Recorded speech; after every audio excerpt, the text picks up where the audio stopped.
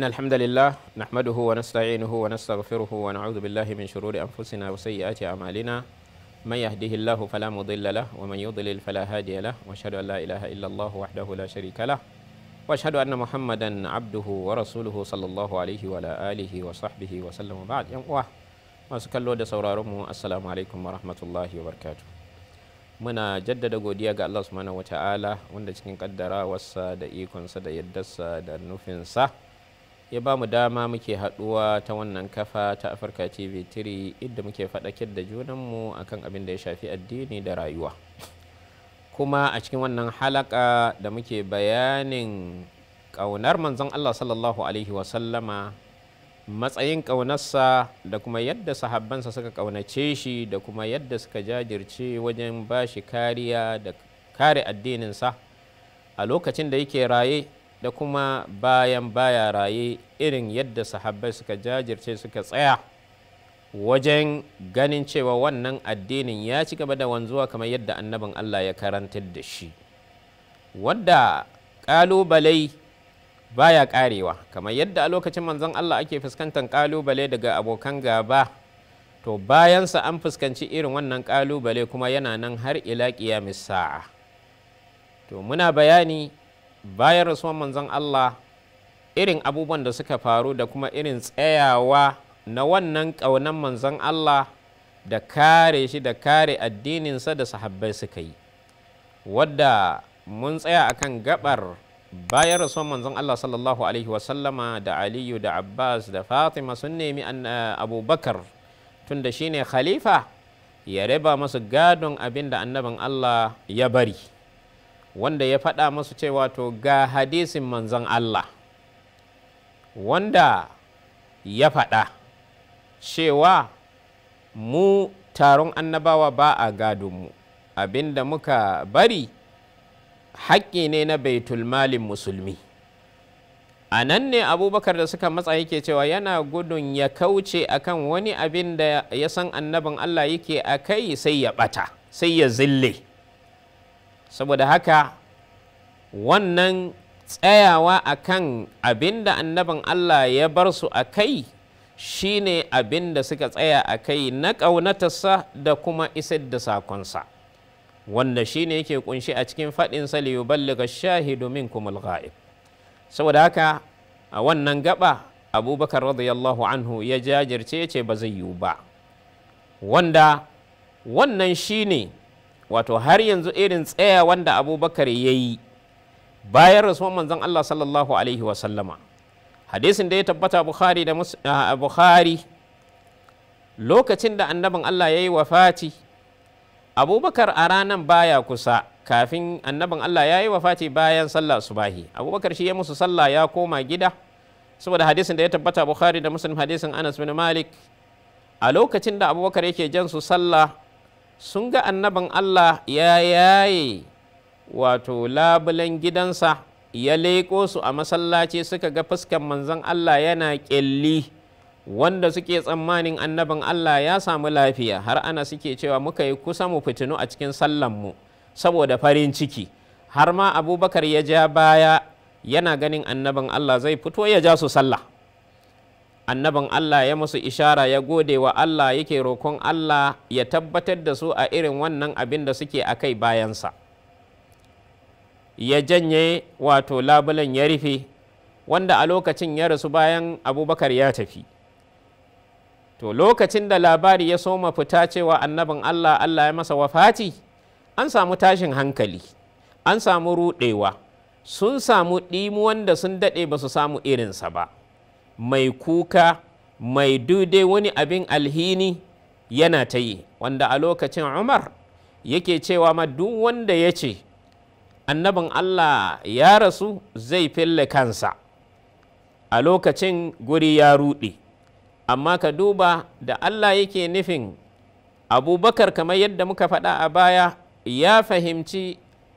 ayoyin Alƙur'ani, masani ne wadda yana sama da sauran sahabai wajen fahimta da ilimi. A lokacin da ya ƙaraso ya tarar da mutane a cikin wannan hali, bai ce kome ba, ya wuce zuwa ɗakin Aisha inda annabin Allah sallallahu alaihi wasallam yake. ya je ya yaye mayafin da aka lullube manzon Allah ya sumbace shi,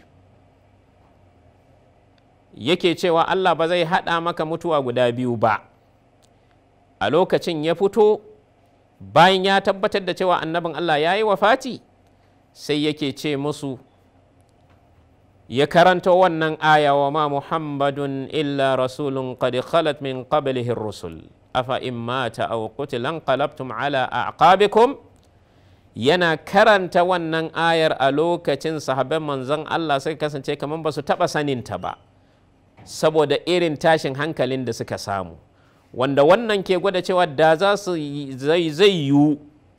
su tattara rayukansu su ƙara wa annabin Allah ya ci gaba da rayuwa su mutu, da za su yadda da haka. To a lokacin sai suka karbi wannan aya daga bakin Abubakar suna ta karanta ta. A lokacin da ta fada kunnen Umar ya ce, wallahi kafafuwa na sun kasa su rike ni, sai faduwa kasa nayi saboda wannan ayar, sai na ji kamar yau take sauka. Saboda haka wannan duk ke gwada cewa la shakka sun fahimci addinin musulunci addini ne da zai ci gaba da yaduwa, kuma lalle hakkin su ne bayan manzon Allah da irin wannan kauna da suke wa annabin Allah su ci gaba da isar da wannan addinin a duk inda bai isa ba, su ci gaba da yada wannan addinin, wanda ko annabin Allah ya karfafe su. Wannan abin da ke gwada haka har yanzu hadisin da ya tabbata Bukhari da Muslim, hadisin Abi Hurairah Allah ya kara masa yadda yake cewa annabin Allah sallallahu alaihi wasallam ya ce, na ganni a jikin wata rijiya ina jawo gugar ruwa ina shayar da mutane. Bayan na jawo sai Abubakar ya karba da rauni wajen jansa, ya jawo da kir ya shayar da mutane kaɗan, sai gugan nan ta canza ta koma wata katuwar guga. Sai Umar ya karɓe ta ya dinga ɗebo ruwa da ita yana shayar da mutane sai da ya ƙosar da su. Wannan yana gwada cewa la shakka bayan rasuwan manzon Allah Abubakar zai karɓi khalifanci, amma lokacinsa za a fuskanci ƙalubalen cikin gida da zai sanya ci gaba da yada addini, jawo waɗanda suke wajen addini su shigo, ba zai samu dama ba saboda rikicin cikin gida. Abubakar zai fuskanci wannan rikici ya yi ƙoƙarin magance shi, wanda mun ji wannan rikicin da ya faru cikin gida na waɗanda suka hana zakka, sa'annan rikicin Musailamatul Kadhdhab wanda a lokacin Abubakar aka yi shi ma aka yi yakin Yamama, wanda Alhabashi shi ya kashe wato Musailama, kuma an samu asarar rayukan sahabban manzon Allah makaranta alkur'ani a wannan lokaci da yawa, wanda shi ya ja Umar ya ba da shawaran a tattaro alkur'anin da aka riga aka rubuta lokacin manzon Allah a tara shi ya zama yana guri guda, saboda gudun rasuwan mahaddata din nan, kuma gashi nan an rubuta Qur'anin a warwase yake, ya kamata a tattaro shi. Almuhim, wannan rikicin cikin gida ya sanya addini ya dakata da yaduwa da kiran waɗanda suke wajensa, sai an magance wannan rikicin cikin gida, wanda shine abin da annabin Allah ya kwatanta Abubakar da cewa jansa ɗin yana da rauni. To lokacin da Abubakar wannan khalifancin da ya shekara 2 bayansa Umar ya karɓa, to a lokacin Umar addinin musulunci bayan ya magance rikicin cikin gida, addinin musulunci ya ci gaba da yaduwa, wanda Umar ya kasance garkuwa ne ga addini. Duk wannan ƙaunar manzon Allah da kare addinin Allah, wanda ya tabbata a Bukhari da Muslim hadisin Hudhaifa da yake gwada mana cewa Umar ya kasance wani garkuwa ne a lokacinsa, da yake cewa Umar wata rana a majalisinsa, wanda a majalisin Hudhaifa yana nan da ma sauran tabi'ai irin su Alqama, sai Umar yake tambayar su wa ya haddace fitinan da annabin Allah ya ba da labarinsa, sai wasu daga cikin waɗanda suke gurin suka ce sun haddace ta. Sai ya tambaye su wacce ce fitinar, sai suka ce fitinar da za ta samu mutum ta sanadiyan iyalansa ya tauye wani abu na hakkin Allah, sallah da sadaka da azumi sukan kankare masa wannan ɗan kurakuren da ya samu na wannan fitinuwa ta wajen ‘ya'yansa ko kuma dukiyarsa ko kuma iyalansa. Umar ya ce ba wannan fitinan nake nufi ba, ina nufin fitinan da annabin Allah ya ba da labarin ta za ta zo kamar guguwar igiyar teku. Sai Hudhaifa a lokacin yake cewa ni na haddace wannan fitinar da annabin Allah ya ba da labari. Sai Umar yake cewa lallai kai kan ka cancanci ka haddace ta, ya abin yake? Sai Hudhaifa yake cewa Umar, ai kai tsakaninka da wannan fitinar akwai kofa wadda take a rufe. Sai Umar yake ce masa, wannan kofar shin buɗe ta za a yi ko karya ta za a yi? A lokacin Hudhaifa yake ce masa, karya ta za a yi ba buɗe ta za a yi ba. Sai Umar ya ce to tabbas idan an karye wannan kofar to har abada ba za a sake mai da ita, ba za a samu wani kafintan da zai iya mai da wannan kofar ta gyaru ba,